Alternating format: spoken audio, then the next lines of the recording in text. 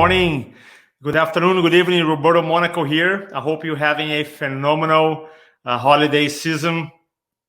And we are back to our series here, the 10 lessons that I learned from doing virtual events. So if you're a chiropractor and you want to start doing webinars, if you want to take your patient orientation class online, if you want to do live events virtually, if you want to do live videos, then I want to share some of the lessons that I learned to help you out to get a chiropractic message in front of more people so that you can expand your mission, can make more money, can help more people. All the amazing jazz, right? So the lesson today is this, write it down. Engagement drives transformation. Please write it down.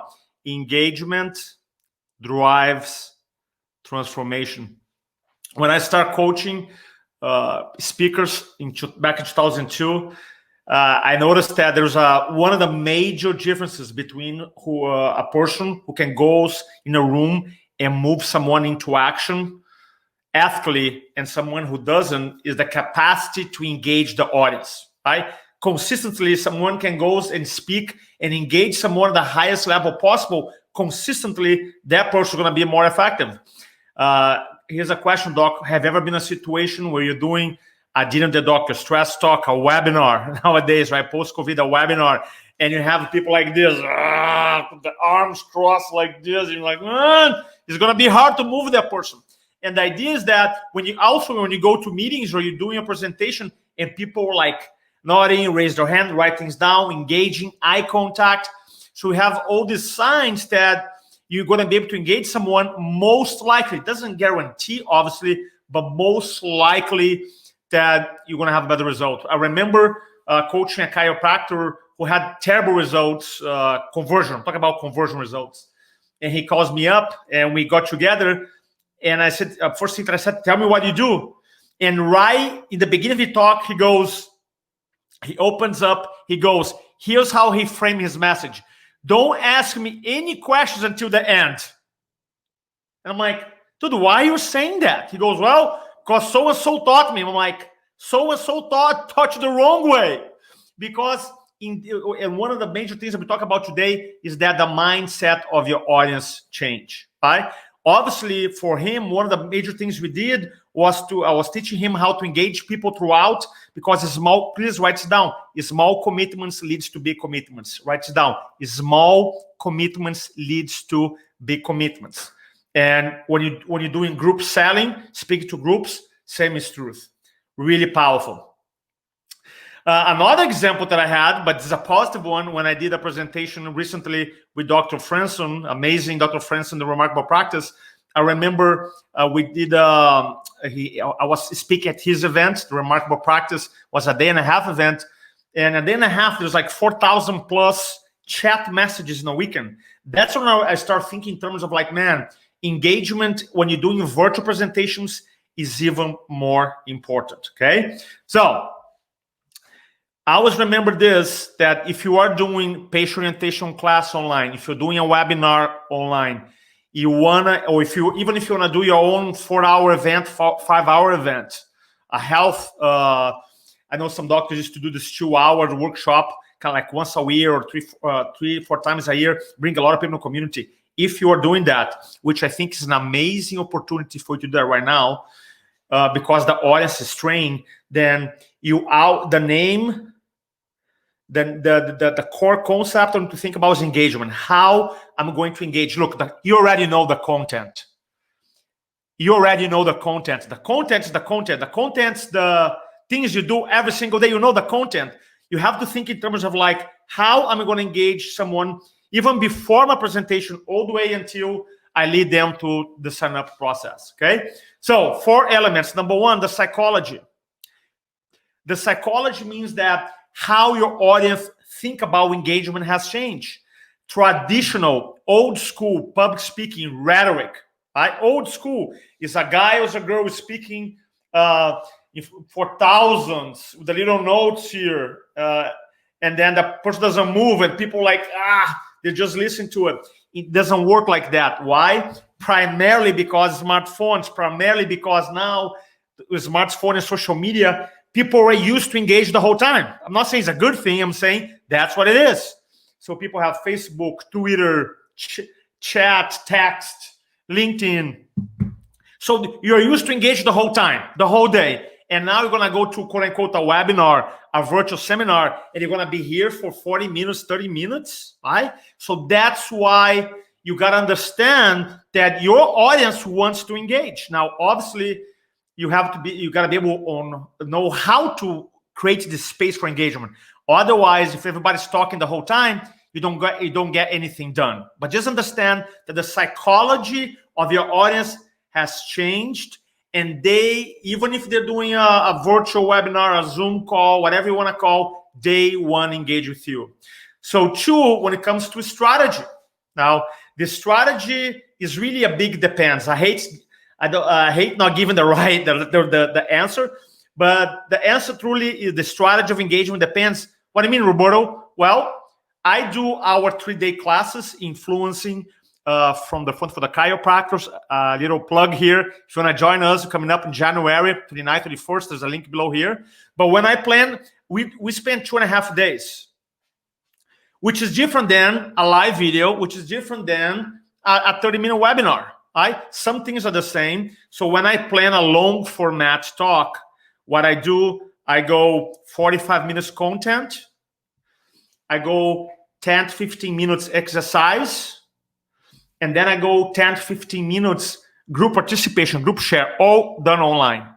So for you, if you're doing, let's say, a patient orientation class, then you may plan, okay, my first 5 minutes is going to be engagement. I'm going to engage them.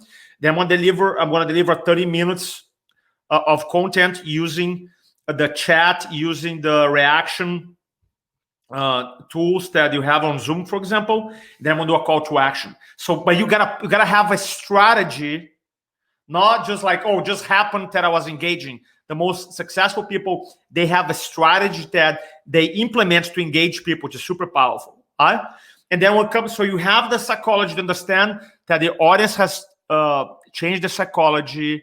You have a strategy. The strategy means that the big picture here, you build the content of your presentation, think in terms of like how I'm going to engage. Even you design the first slide, you're already thinking about the strategy. And the tactics are the things that happen in a moment as you're like, strategy in a war, like, okay, you're gonna send the planes, then you're gonna send the troops, right? Tactics is what happens when you're fighting face to face. And the tactics here would be like, hey, answer your name in your chat, or answer this question in your chat, or use a reaction button, or tell me where you're from, or tell me your favorite restaurant here in Charleston, South Carolina, when you can engage. For example, one of the things that I tell our doctors when they're doing patient classes online is that as people, you always want to, if the event is 8:30, for example, you always want to show up before 8:15, let's say. And as people coming in, you can say, hey, you acknowledge people. Hey, welcome, Mary. Mary, this is Dr. So-and-so on a chat here. Let me know what part of a town you're joining us from and your favorite restaurant, right? Because most likely, if you're doing traditional chiropractic where you just focus in your area, you might have one specific market. Instead of you doing like functional medicine, you may be targeting a broader audience. So that's the idea. So tactics are things that you do. Storytelling, even though when you tell a story, you're able to engage people. When you use power lines, don't speak to inform, speak to transform.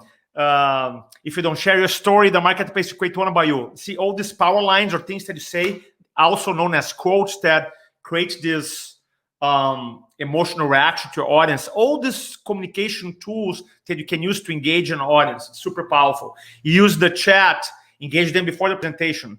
If you're doing a long format presentation, you can do like you can use a breakout room, for example. You use a lot of time. And so there's so many different ways you can engage, but this is more like a tactical level. And the last thing is this: authenticity. Nobody talks about authenticity. Authenticity means that when you are communicating, you got to find your own style of communication. unfortunately, I've seen a lot of coaches, they do copy and paste. They use what I did blank, and blank worked for me, therefore do exactly the same thing is going to work for you. Well, doesn't work like that, because most likely your beliefs, how you practice your values, they're not 100% the same as your coach or your coaching company or whatever you're learning from. So that's why in communication, you got to be able to understand modeling. Modeling means like you can model someone successful in one area, but then you got to be able to customize and make your communication your own. Because when you make your communication your own, you become super powerful. And a lot of these quote unquote tools of authenticity, tools of engagement, sometimes might be like, oh, they say yes or yes a lot. And when I try to say yes or yes, doesn't sound good to me. Don't say it, right? Don't say it. Don't say it. So as a recap here, if you want to always think in terms of engagement, both in your traditional talks and virtual presentations. You got to understand that your audience, their psychology, they want to learn, they want to engage, they want to participate. You got to, when you're building your content right from the beginning, you got to have a strategy to figure out, okay, where am I going to create enough space for them to engage? How am I going to do that? In a tactical level, you can use the chat, you can ask questions, you can use the reaction buttons, the emojis, right? You can have them to send I even create, like in our events, you have a private Facebook group. So in between day 1, day 2, day 3, they can go in and engage with us, right? And then the last piece, obviously here, anything that you do in communication must be authentic to you. That means like, man, I love this. This makes sense. And I'm going to use it. Feels authentic to me. Super powerful. Hope you enjoyed this video. I have a little gift I want to give you right now. It's a free course I want to show you. Give you access to it just for watching our video here. So here's the information. Hey doctor, I really hope you enjoyed this video, and I want to give you a free, did I say free? Yes, a free gift. We have a course called the 10 Beliefs of the Master Presenter, because you and I both know that every behavior is belief driven. And something that I learned in my career, 18 years doing this, going to 19 years doing this, is that the best communicators, speakers, influencers, they just have different beliefs than the ones who can move an audience into action. So in my career, I collect these most powerful 10 beliefs, and I record a video talking about these beliefs, and also I record another video with the application of the belief. So in this free course, when I give it to you, you're gonna get 20 videos plus an awesome ebook for you to become an even better communicator, influencer. And I hope that you use this information to bring more people to your practice who can help them, serve them at the highest level possible. All you have to do is to find the link, use the link below here, and sign up for your free course, okay? Don't speak to inform, speak to transform, and we'll talk soon. All right, guys, I hope you guys enjoyed this video here, and watch out for video number 3, lesson number 3, coming up very soon. Don't speak to inform, speak to transform. God bless you, and we'll talk soon. Bye-bye.